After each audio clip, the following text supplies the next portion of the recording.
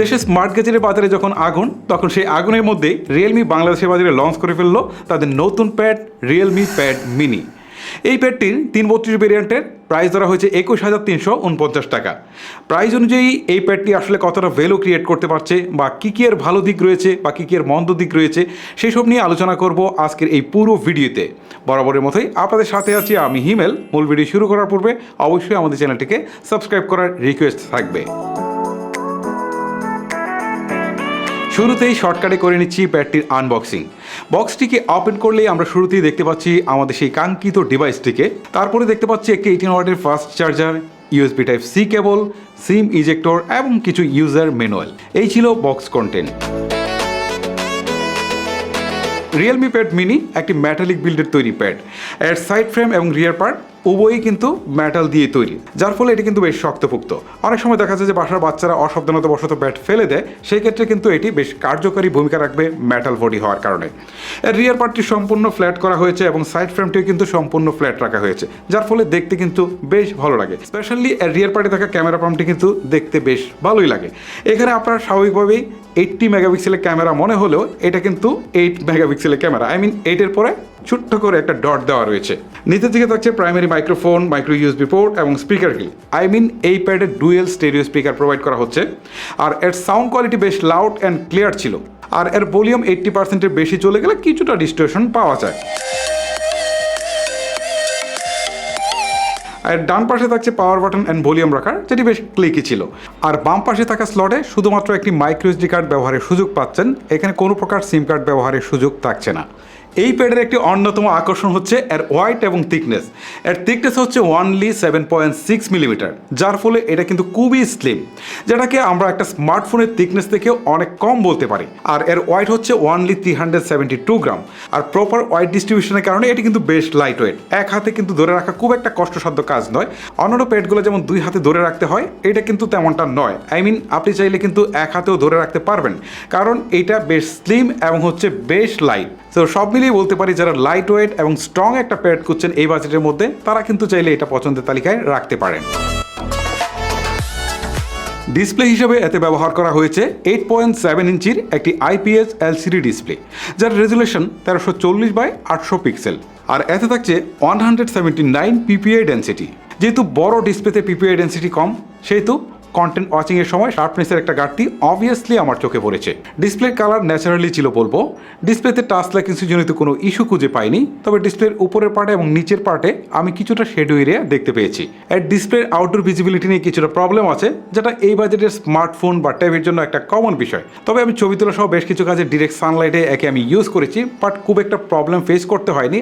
আমি বলবো যে কাজ চলে যাচ্ছিল ভালোভাবে। ট্যাবলেটটি রান করছে রিয়েলমি ইউআইয়ের আর এডিশনে, যার টপে থাকছে অ্যান্ড্রয়েড 11। এর ইউআই থেকে আমি স্টক অ্যান্ড্রয়েডের একটা স্বাদ পেয়েছি।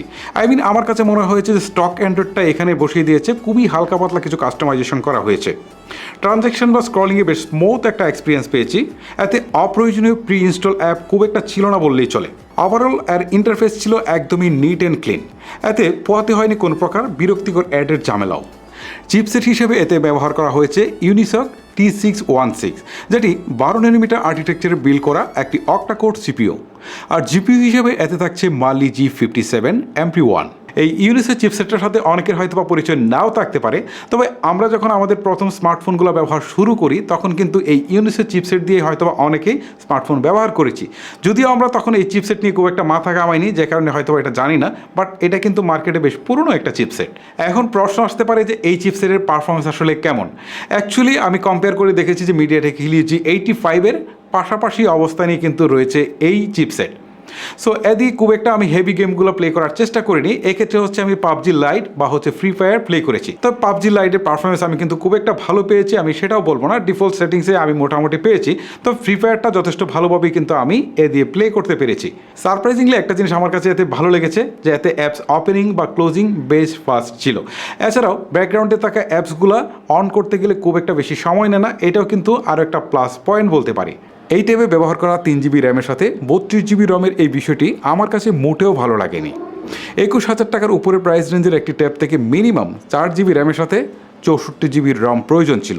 আর অপারেটিং সিস্টেম বা কারেন্ট সিচুয়েশন সব মিলে যদি আমরা বিচার বিশ্লেষণ করি তাহলে এই ট্যাবের সাথে অনেক বেশি ব্যয়মানন বলতে পারি।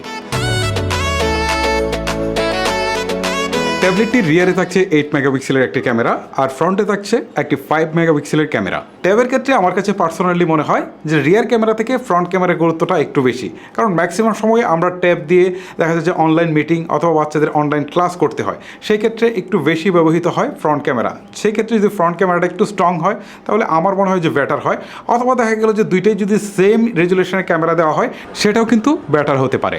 ডে লাইটের প্রপার কন্ডিশনে এর ক্যামেরা থেকে চলনসই ছবি পেয়েছি, তবে লো লাইটের পারফরমেন্সে কিছুটা ঘাটতি আছে, কারণ ট্যাবের ক্যামেরাকে প্রায়োরিটি দেওয়া হয় না। ওভারঅল এই ট্যাবের ফ্রন্ট ক্যামেরার কোয়ালিটি আরেকটু বেটার করা উচিত ছিল বলে আমার কাছে মনে হয়। এতে 6400 মিলিঅ্যাম্পের ব্যাটারির সাথে 18 ওয়াটের ফাস্ট চার্জার প্রোভাইড করা হচ্ছে। তবে 18 ওয়াটের ফাস্ট চার্জার নিয়ে গর্ব করার কিছুই নেই, কারণ 20,000 টাকা প্রাইস রেঞ্জের স্মার্টফোনগুলো হচ্ছে বা ট্যাবলেটগুলোতে এইটা 18 ওয়াটের ফাস্ট চার্জার একটা কমন জিনিস হয়ে গেছে।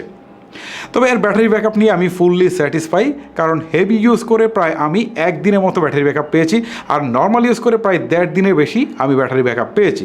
আই হোপ ব্যাটারি ব্যাকআপ নিয়ে কেউ অসন্তুষ্ট হবেন না। 18 ওয়াটের এই চার্জার দিয়ে একে ফুল চার্জ করতে আমার সময় লেগেছে প্রায় 3.5 ঘন্টা। এই ট্যাবের ফাইনাল ভার্ডিক্টে এসে আমি কিন্তু বেশ দ্বিধায় পড়ে গেলাম, কারণ যে প্রাইস রেঞ্জের মধ্যে যে পারফরমেন্স পাচ্ছি সেটা কিন্তু আশা অনুরূপ ছিল না অনেকটাই। আমার মনে হয়েছে যে এই ট্যাবের প্রাইস যদি 16 থেকে 17,000 টাকার মধ্যে হতো তাহলে এটা কিন্তু একটা বেস্ট ডিল হতে পারতো, বাট এটার প্রাইস যখন 21,000 টাকার উপরে চলে গিয়েছে তখন এটা আমার কাছে কিছুটা বেশি মনে হয়েছে। তবে রিয়েলমি স্মার্টফোন বা রিয়েলমি ট্যাবগুলো সবসময় আমরা রিজনেবল প্রাইসে পেয়ে থাকি, সো সেই হিসাবে কেন এটা বেশি হলো সেটা নিয়ে আমাকে বেশ কিছু সময় স্টাডি করতে হয়েছে। অ্যাকচুয়ালি আমি যে জিনিসটা নোটিস করলাম প্রথমত হচ্ছে বেশ কিছুদিন ধরেই কিন্তু চিপসের উদ্যোগতির কারণে স্মার্টফোন এবং ট্যাবের প্রাইস 3 থেকে 4,000 টাকা করে বেড়েছে। সেই সাথে বাংলাদেশে ডলারের বিপরীতে কিন্তু টাকার মান কমে যাওয়ায় এখানে কিন্তু প্রাইসটা আরও অ্যাড হয়েছে। তো সব মিলিয়ে এই যে অতিরিক্ত প্রাইস অ্যাড হওয়া এটা মূলত এই কারণগুলোই দায়ী, যে কারণে এই ট্যাবের প্রাইসটাকে এখন আর অস্বাভাবিক ধরতে পারছি না, এটাকে স্বাভাবিকই ধরতে হচ্ছে। আর সেই হিসাব করে এই ট্যাব এই বাজেটের মধ্যে অনায়াসে যে কাউকেই সাজেস্ট করা যায়। আর কথা বাড়াবো না, আজকের মতো এখানে বিদায় নিব। দেখা হবে আপনাদের সাথে আরও কোনো ইন্টারেস্টিং ভিডিও নিয়ে। তখন পর্যন্ত সবাই ভালো থাকবেন, সুস্থ থাকবেন। আল্লাহ হাফেজ।